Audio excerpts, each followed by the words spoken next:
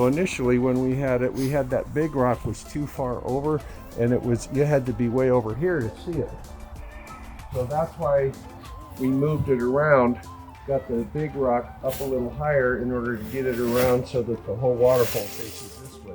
But now, as a result of raising it, we've got these pavers underneath, which we have to hide. So we're putting a stone in front of the two flanking rocks so that we don't see the pavers that are underneath, the little secret tricks that we use to get it up.